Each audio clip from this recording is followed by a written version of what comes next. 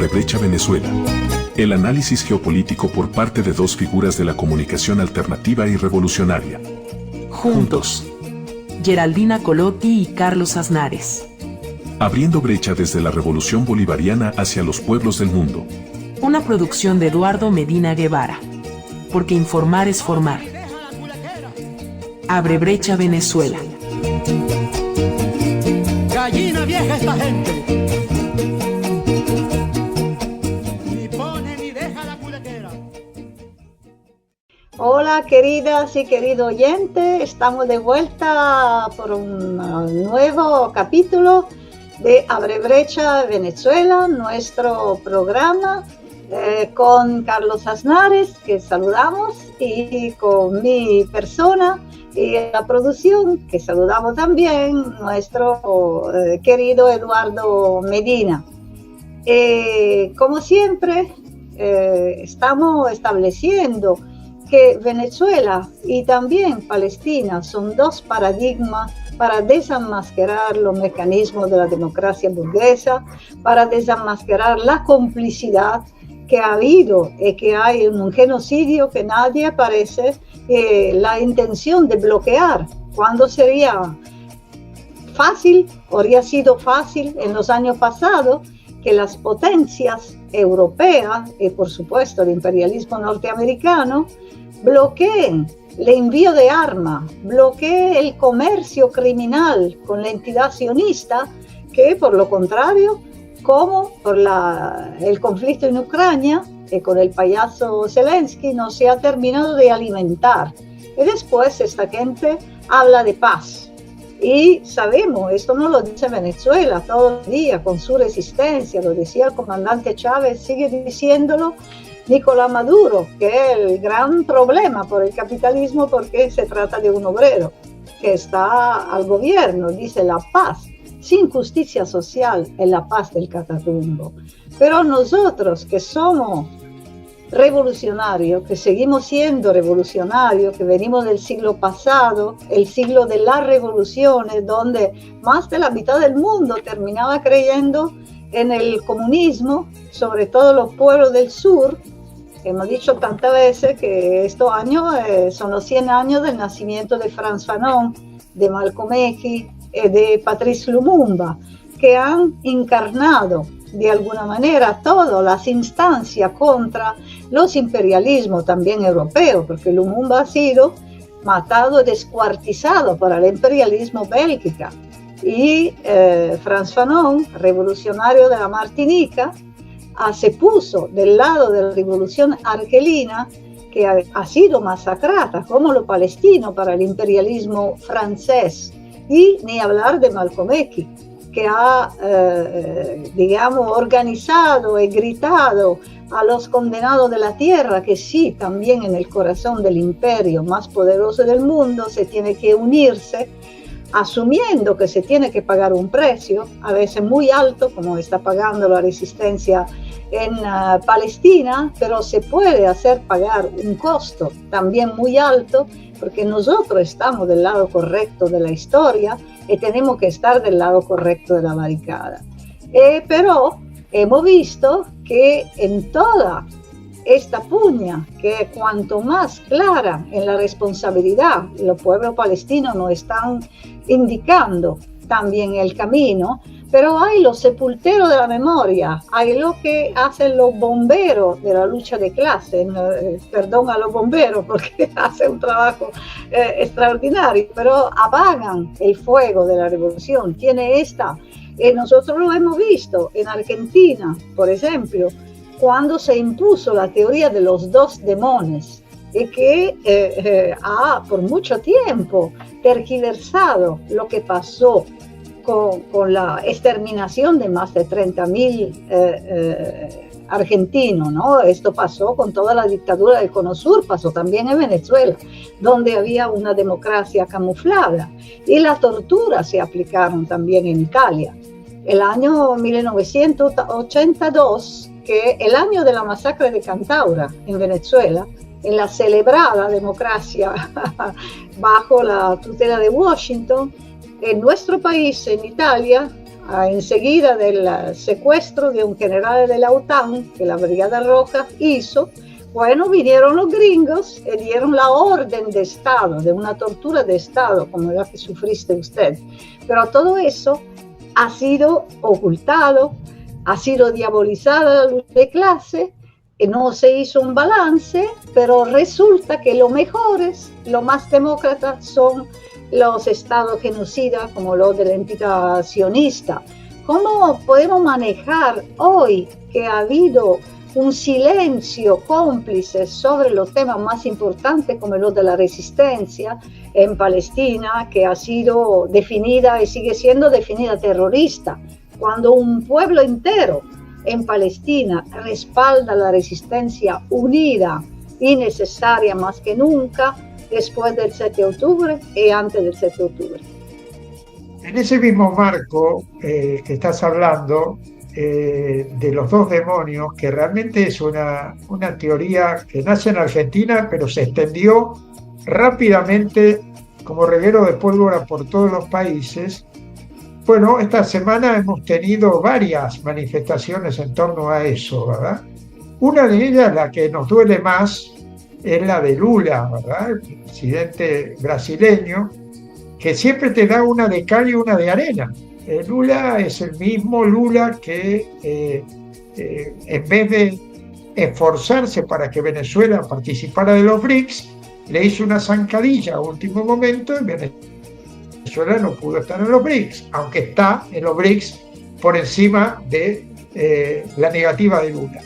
Pero esta semana, hablando en Naciones Unidas, bien, correctamente, sobre lo que pasa en Brasil, sobre la necesidad de preservar la soberanía, criticando al imperialismo norteamericano y todo lo que ya sabemos que debe hacer un dirigente que se dice de izquierda, cuando incursiona en el tema de Palestina y de lo que está ocurriendo en Gaza, y no reconoce el tema del genocidio, porque ahora parece que todos se ponen de acuerdo para darse cuenta de golpe, 2 años después, que todo el mundo vio que era un genocidio, ahora todos dicen, sí, es un genocidio.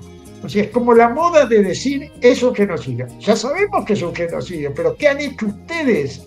¿Qué han hecho las instituciones para que no haya un genocidio? Bueno, Lula dice, es un genocidio, pero inmediatamente después paga el peaje que pagan todos habitualmente, y dice, pero yo condeno el terrorismo de Hamás, que asesinó brutalmente. O sea, el discurso oficial del sionismo.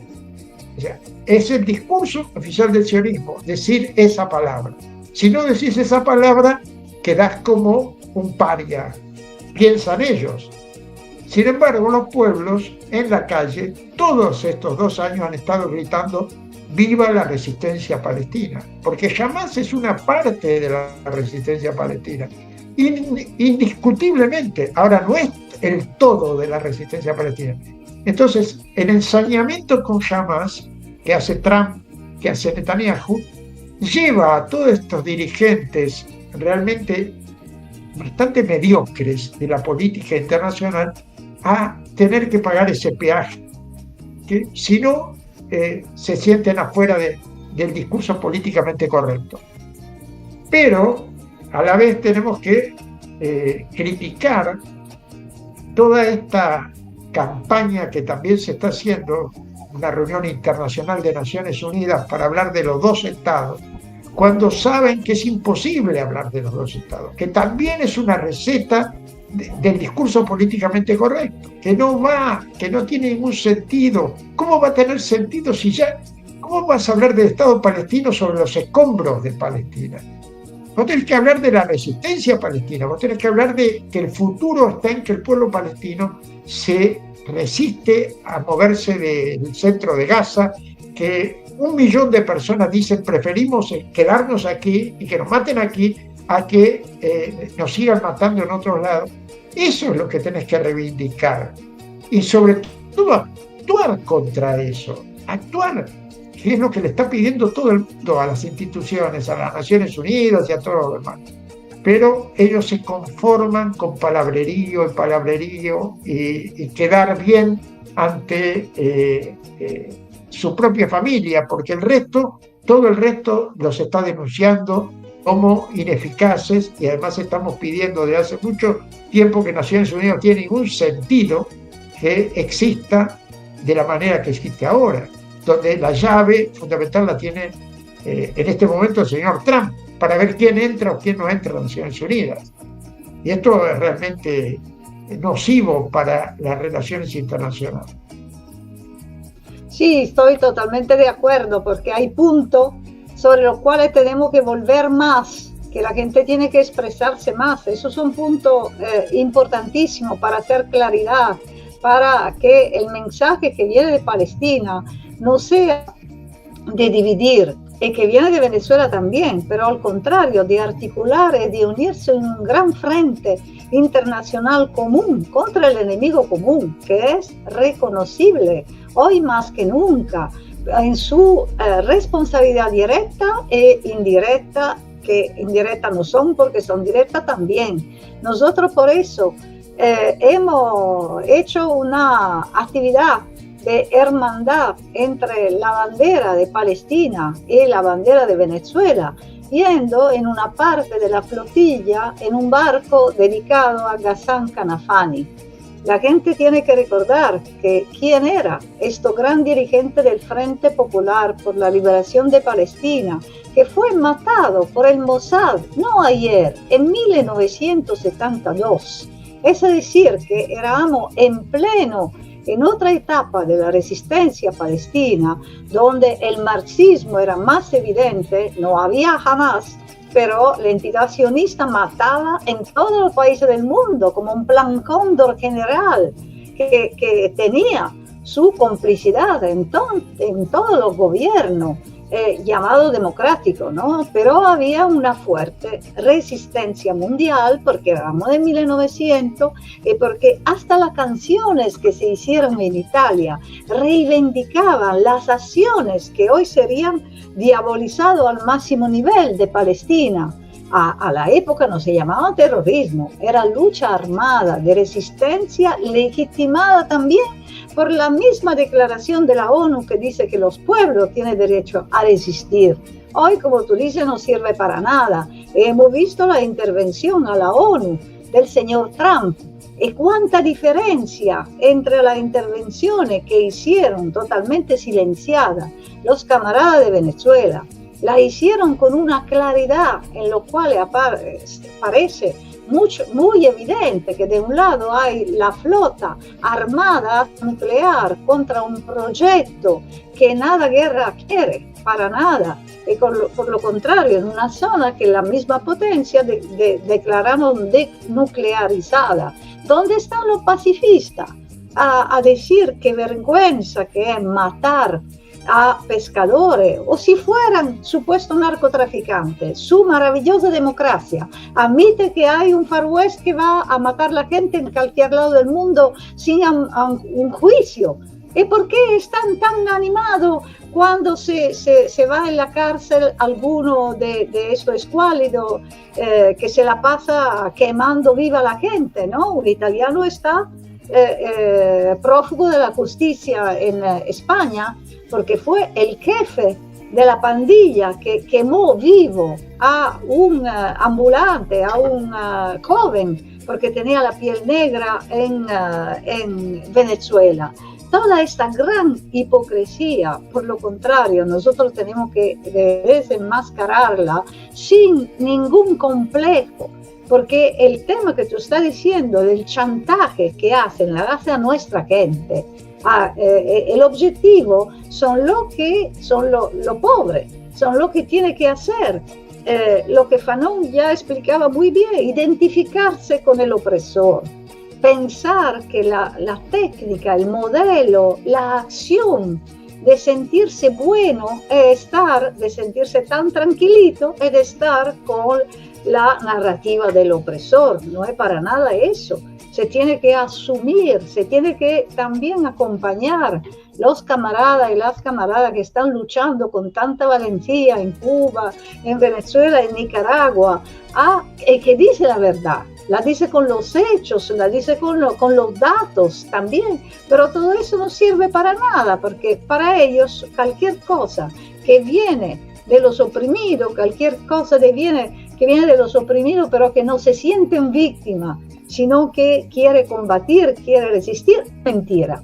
Entonces la verdad es de lo que más mienten, porque llegan, este otro punto muy peligroso y muy complicado, llegan a confundir lo que es real y lo que no es real, porque esto otro con la inteligencia artificial, ¿no? A veces uno no puede saber si lo que vemos es realidad, si es mentira, si esto paraliza, porque claro, uno de los objetivos es lo de paralizar, sobre todo los jóvenes, que impidiéndole de posicionarse del lado correcto de la barricada.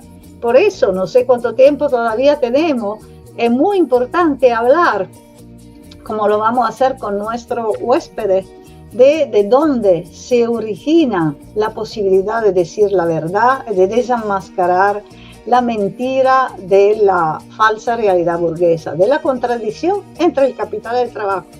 El compañero que vamos a entrevistar es un dirigente obrero, pero cuidado, que lo que tú estabas diciendo a propósito de Lula nos llevan a hacer reflexiones aún más profundas también sobre este tema, porque Lula dijo a un momento, cuando lo perseguían, no podía imaginar que solamente para sacar de la pobreza miles y miles de personas habría tenido que pasar por esos sufrimientos. No, querido Lula, es exactamente eso, es que hoy el capitalismo, el modelo capitalista en crisis estructural, no se puede permitir ni siquiera reformas estructurales. Esta palabra de reforma estructural que se entendía el siglo pasado, cuando había las grandes agencias de regulación de masa, los partidos, sindicatos que eran de izquierda, por ejemplo, muy fuerte de izquierda en Italia, hoy se entiende solamente, cuando tú entiendes hablar de reforma estructural, son solamente la reforma estructural del Fondo Monetario Internacional que quiere ahorcar a la clase obrera. Un obrero que ayer era comunista, se podría decir comunista y sigue siéndolo así en Cuba, pero hoy se llaman socialistas del siglo XXI como Maduro, pero es un obrero con conciencia, es un obrero que no se limita a hacer menos brutal el capitalismo, porque el capitalismo es brutal, se tiene que denunciar en su esencia.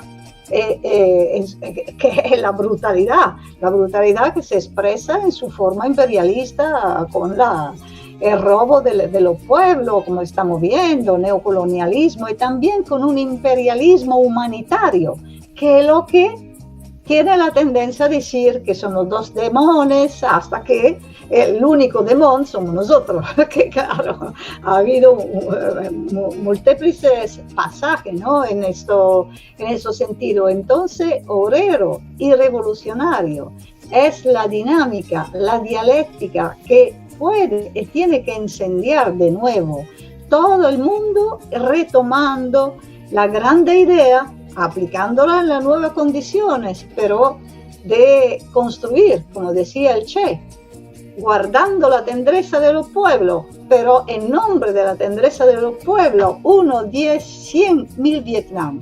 No es casualidad que Maduro dijo a los gringos, si pone el pie en Venezuela para invadirla, bueno, le va a pasar un otro Vietnam. Entonces es muy importante que nosotros no tenemos miedo de los conceptos, de la palabra, que nos permite de nuevo desenmascarar la hipocresía cómplices de esta gente con el que nos sigue en Palestina, pero también reempezar a anunciar que estamos en una nueva etapa, que Palestina nos ha abierto brecha, y que en esta brecha los pueblos del sur seguro, pero también los del norte, tienen que despertar. Antes de pasar a nuestro invitado, yo quería que recordemos también tres hechos que ocurrieron hace un tiempo, precisamente esta semana. El 23 de septiembre caía en combate en Puerto Rico Filiberto Ojeda Ríos, 20 años atrás, o sea, es el 20 aniversario del fundador de los macheteros puertorriqueños que lucharon contra el imperialismo yanqui, que todavía es una organización que existe en Puerto Rico, que es dignificada, reivindicada y homenajeada por el pueblo puertorriqueño, que ayer salió a la calle un poco para evocar la figura de Filiberto, que fue asesinado por el FBI precisamente el día que se conmemoraba el Grito de Lares, que es el aniversario donde el pueblo puertorriqueño se levantó contra el colonialismo español. También este próximo 27 de septiembre se recuerda el primer aniversario del asesinato de Hassan Nasrallah, el líder de Hezbollah, asesinado por la entidad sionista, el hombre que más hizo en el Líbano para vengar la permanente humillación a la cual Israel y Estados Unidos y Francia trataron de ejercer contra el pueblo libanés. Él fue el que rechazó con la potencia de Hezbollah las continuas invasiones israelíes y a la vez conformó un movimiento amplio, un movimiento no sectario, que es precisamente ese partido que hoy se ha convertido en ejército popular y que es la única garantía para que el Líbano no caiga en manos de la entidad sionista como se pretende hoy. Por eso Nasrallah ha dejado un legado importante que el pueblo libanés lo ha sabido recoger, y sobre todo la gente que en el sur del Líbano sigue resistiendo a la potencia israelí. Y este 27 de septiembre también se recuerda un nuevo aniversario del asesinato por el franquismo de 5 luchadores, 2 de ellos de la organización ETA y los otros del FRAP, durante la consecuencia del proceso de Burgos, que se realizó en el Estado español para castigar a la resistencia y a los luchadores antifranquistas. Allí cayeron 2 combatientes vascos, Chiqui y Otaegui.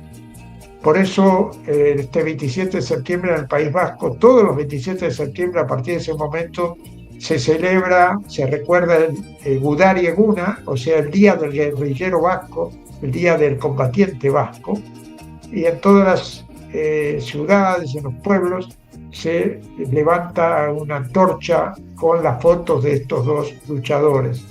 O sea, es una semana de memoria fértil para hablar de gente que en distintas partes del mundo hizo lo posible para que la revolución no sea una frase más, sino una realidad.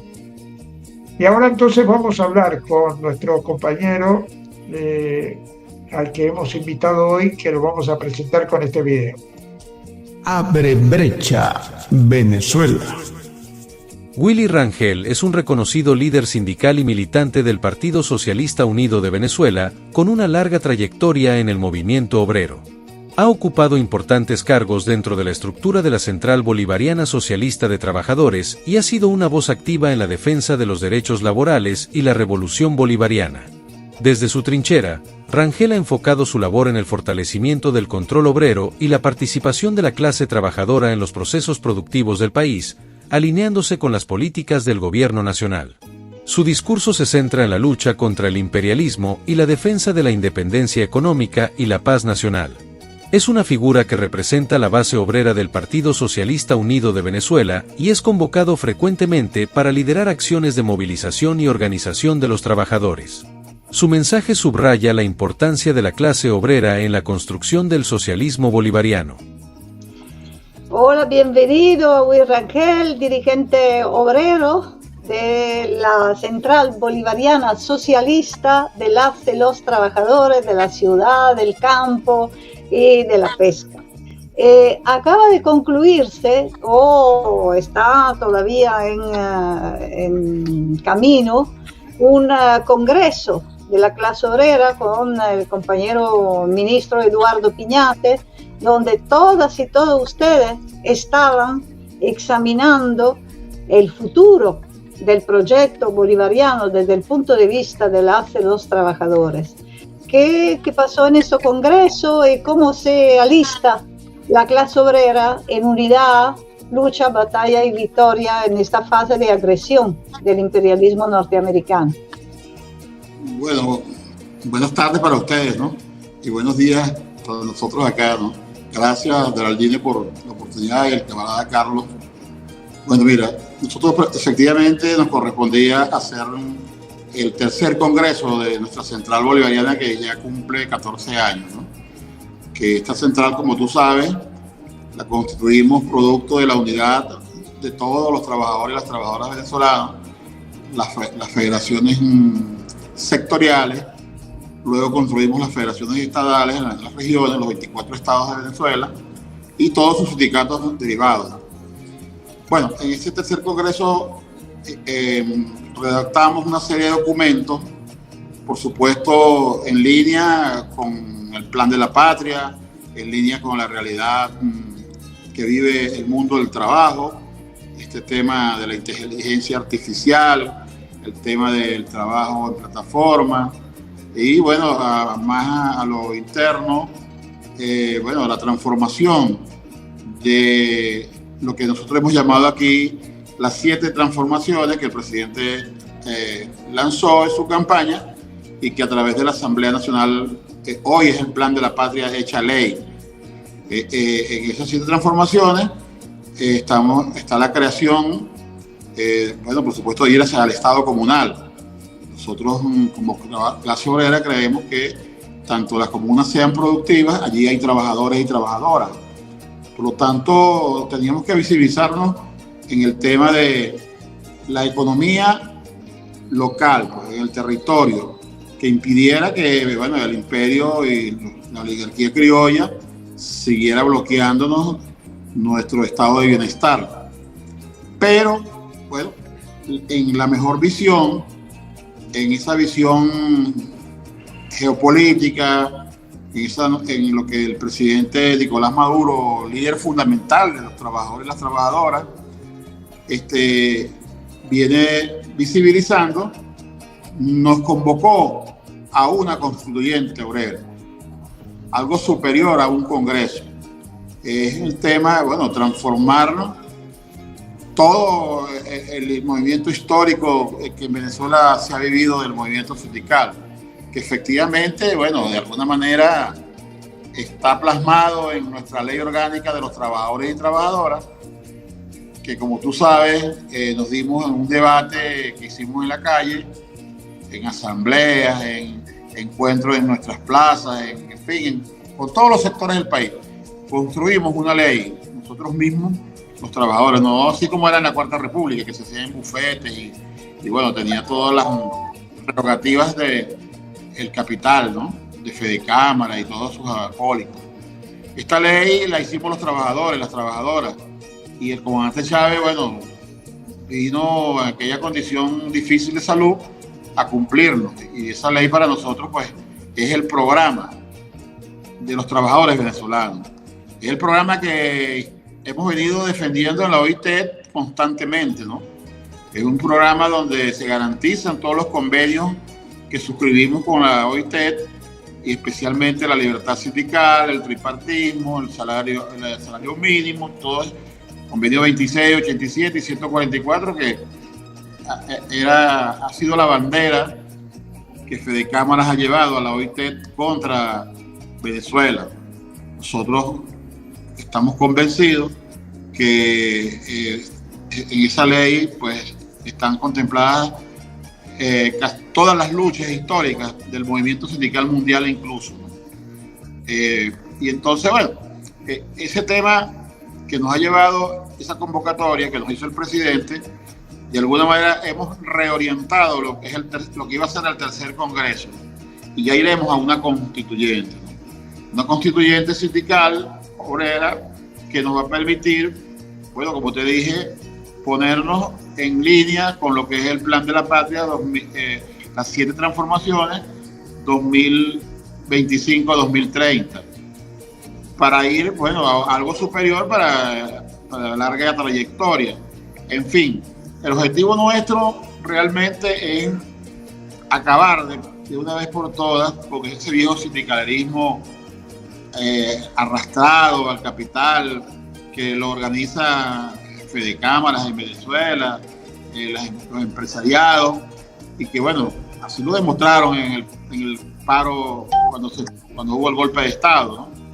Entonces tenemos que transformar esas viejas rémoras del sindicalismo amarillo, y estamos convencidos que es con una constituyente donde, bueno, vamos a participar todas y todos los trabajadores y las trabajadoras para el debate en base a lo que es nuestra constitución y sobre todo las 7 transformaciones, y a irnos a lo que va a ser el Estado comunal.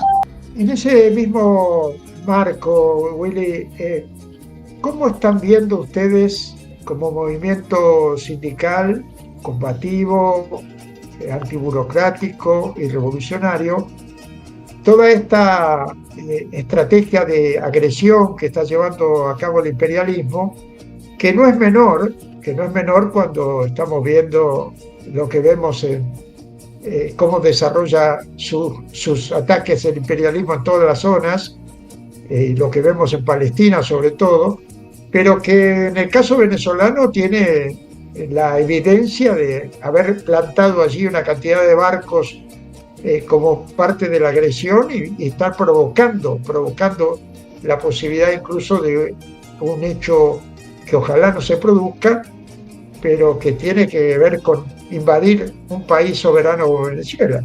¿Cómo están viendo ustedes como movimiento obrero esa realidad? Bueno, como tú sabes, Venezuela, la clase obrera, los trabajadores y trabajadoras de la central mayoritariamente son militantes de izquierda, ¿no? Defensores del proyecto bolivariano, de la Constitución de la República Bolivariana y por supuesto de nuestra ley orgánica. Y como tú sabes, el decreto que hizo el Obama, el decreto que él fue Premio Nobel de la Paz, donde dijo que Venezuela era una amenaza para los Estados Unidos, no era otro tema de que ellos creyeron que una vez que el comandante Chávez no estuviera acá en vida, pues nosotros iban a dar al traste con la esperanza del pueblo venezolano por un proyecto histórico.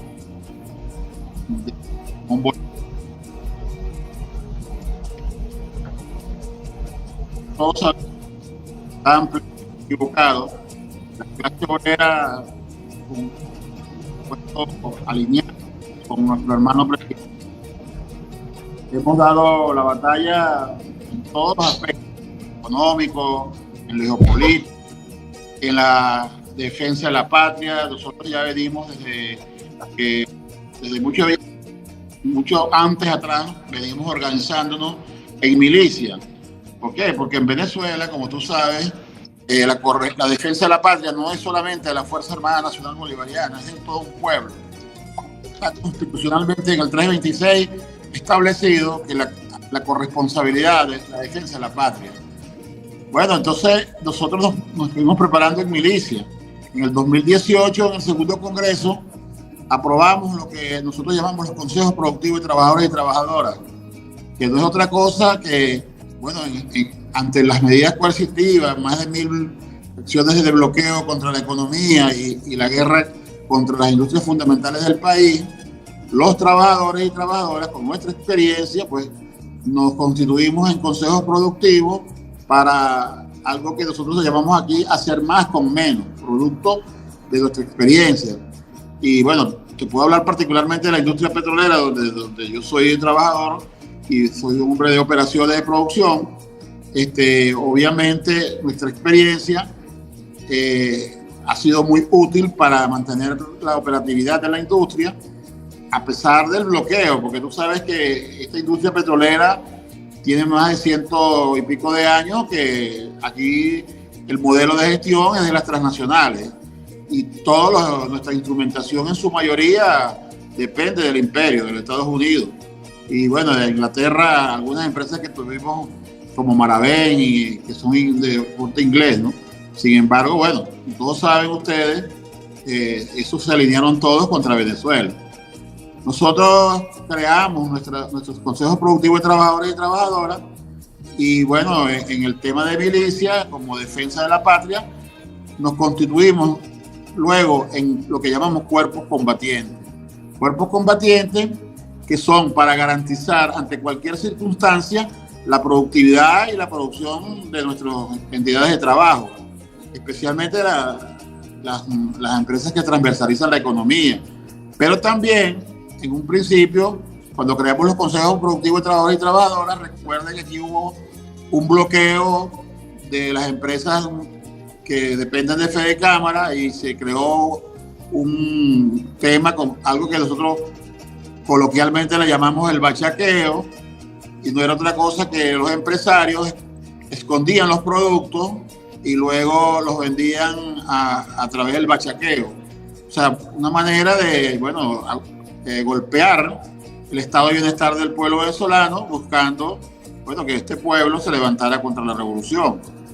Pero bueno, los trabajadores y trabajadoras, con nuestra conciencia clara y teniendo plenamente identificados a nuestros enemigos, que sabemos que son los Leopoldo, que son todos esos que están hoy viviendo en Estados Unidos y España, y por supuesto la misma Fede Cámara en su momento. Nosotros, bueno, la vanguardia fue los consejos productivos de trabajadores y trabajadoras para de alguna manera controlar la producción en los 3 primeros motores que el presidente creó, que fue el agroalimentario, aseo del hogar y medicina. Pues. En esos 3 motores, de los 19 motores para aquel momento, nosotros creamos consejos productivos de trabajadores y trabajadoras. Y bueno, luego fuimos expandiéndonos a todas las demás empresas. Con esa vanguardia, consejos productivos de trabajadores y trabajadoras y haciendo unos cuerpos combatientes, es para garantizar la productividad pase lo que pase. Nosotros como cuerpo combatiente tenemos constantemente, estamos alineados con lo que llamamos la milicia territorial, que está en el entorno de nuestras empresas productivas, y por supuesto el alto mando de la milicia nacional bolivariana, que como ustedes saben en Venezuela es el 5º componente. Inicialmente teníamos más de 4,5 millones de compañeros y compañeras alistados en milicia bolivariana y cuerpo combatiente. Y luego, ahora con las agresiones más recientes del imperio, ya más concretas, presentando allí misiles y todo el armamento misilístico que tienen ellos, 4.000 marines y apuntando a Venezuela, el presidente nos convoca como pueblo, bueno, alistarnos de acuerdo en el marco del 326 primero, que es la corresponsabilidad de defensa de la patria, pero también en las 7 transformaciones, lo que es la tercera transformación. Nosotros, como ustedes saben, somos un país históricamente de paz. Históricamente, nuestros libertadores, lo que sentimos nosotros es que fuimos a conquistar la paz. Nunca fuimos a agredir a nadie. Pero bueno, como siempre se ha dicho y lo dijo Bolívar, en la paz nos preparamos para defenderla, ¿no? Y por eso hoy más de 8.500.000 venezolanos y venezolanas estamos alistados. Fueron al cuartel a alistarnos. Y esta semana pasada, otro llamamiento del líder fundamental de la Revolución Bolivariana, el presidente obrero Nicolás Maduro, y hacemos énfasis del tema de que es un obrero, porque estamos convencidos que, entre otras cosas, nosotros podemos asumir el poder. Nicolás ha demostrado que nosotros podemos asumir el poder, los trabajadores y las trabajadoras. Por eso nos atrevemos incluso a llamar a una constituyente internacional, latinoamericana y por qué no mundial, para transformar el modelo sindical histórico y asumir el poder. Nicolás era un ejemplo de eso. Por ser obrero, las oligarquías, los capitales, bueno, también participan para golpearlo, porque ese es el mal ejemplo que ellos llaman, porque por supuesto un obrero va a la justa distribución de las riquezas y va a profundizar para garantizar el mayor estado de bienestar posible para un pueblo. Entonces, bueno, nosotros con esta claridad, nosotros estamos preparados, prestos para defender nuestra tierra, nuestra patria, y aquí no se trata de Nicolás, no se trata del PSUV, no se trata del Polo Patriótico, se trata de los venezolanos, las venezolanas, e incluso, como tú sabes, aquí hay extranjeros que aman este país, porque aquí los venezolanos, nosotros respetamos a los que nos vienen, a los que han llegado por cualquier circunstancia en nuestro país, los hacemos hermanos nuestros, y han hecho en este país su vida, algunos grandes riquezas, grandes emporios, y bueno, esos también se están alistando, porque bueno, este es un país de paz, y nosotros creemos que los satélites americanos, como la ExxonMobil, como todas esas transnacionales, que a su vez también juegan en el ajedrez, bueno, están ahí en Guyana también atacándonos, y creemos que parte de esta misilística que ha movido el imperio y los gusanos mayameros cubanos que están allá en los Estados Unidos, ya que hoy son gobiernos, es también para proteger a este satélite del imperio que es ExxonMobil, y que está expoliándonos nuestra riqueza en la Guyana, en territorio que está en disputa. O sea, estábamos en el tema, incluso hicimos un referéndum donde ya es una realidad, y tenemos un gobernador en nuestra Guayana Esequiba, y tenemos gobiernos allí, porque así lo ordenó más de 11 millones de venezolanos y venezolanas que votamos cuando hicimos el consultivo al país. Entonces, de manera tal, Geraldine y compañero Carlos, que en pequeña, esta es una historia de la cual, porque el pueblo venezolano, los trabajadores especialmente, a pesar que tenemos todas nuestras cosas allí pendientes, estamos ahora 100% en defensa de la paz, en defensa del bien más preciado que tenemos, que es nuestra independencia.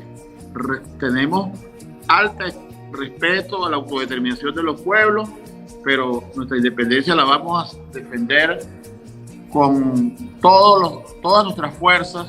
Y bueno, seguramente si el imperio se atreve a usar nuestra tierra, bueno, algunos caeremos, pero otros seguirán la lucha.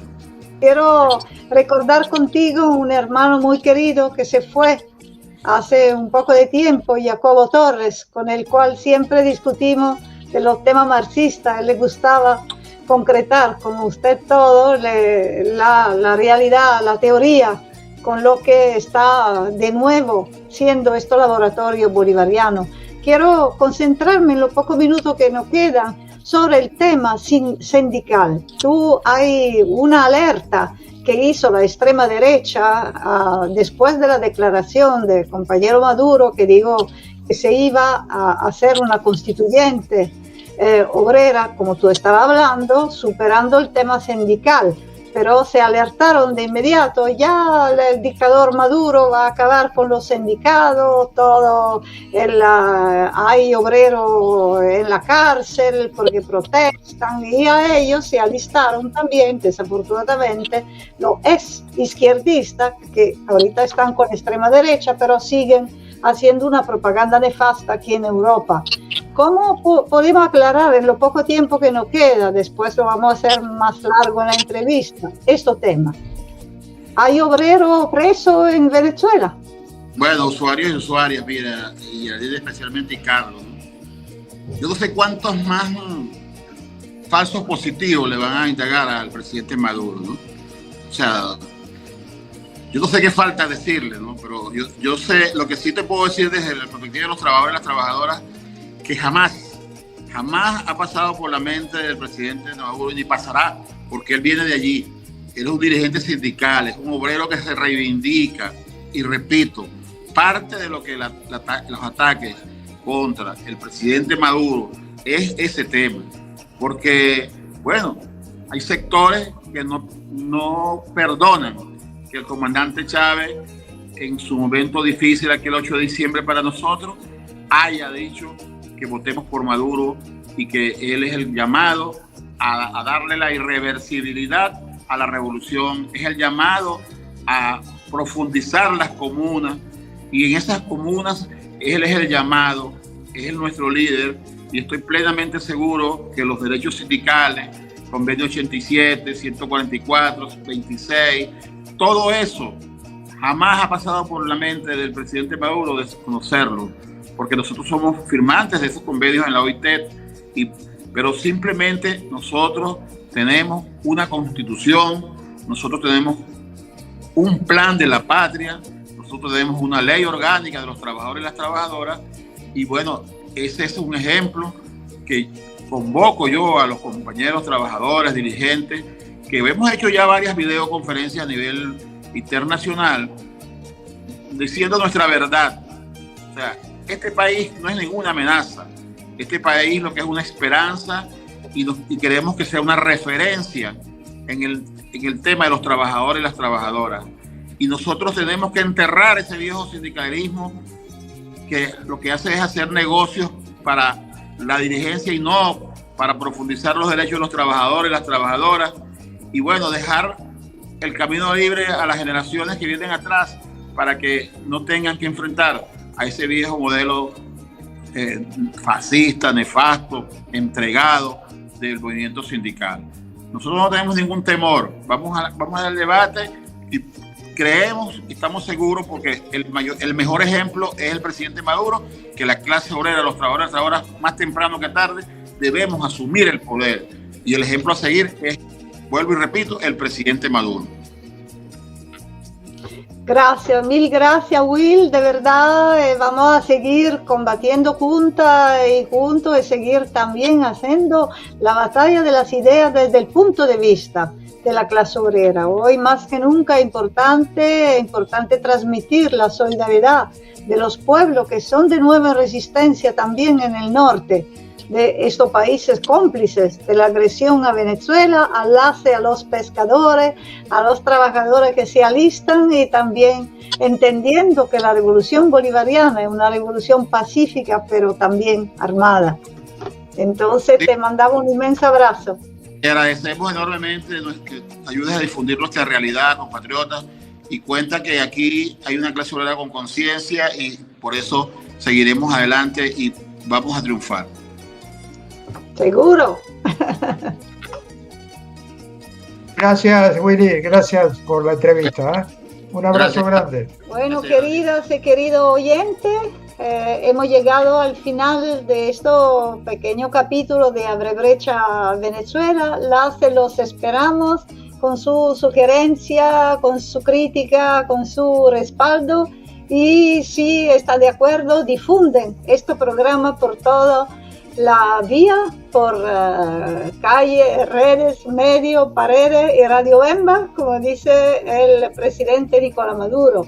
Te saludo, Carlos, te agradezco mucho por tu hermandad y tu compromiso, y saludamos a Eduardo Medina también, a todas y a todos ustedes. Hasta la próxima.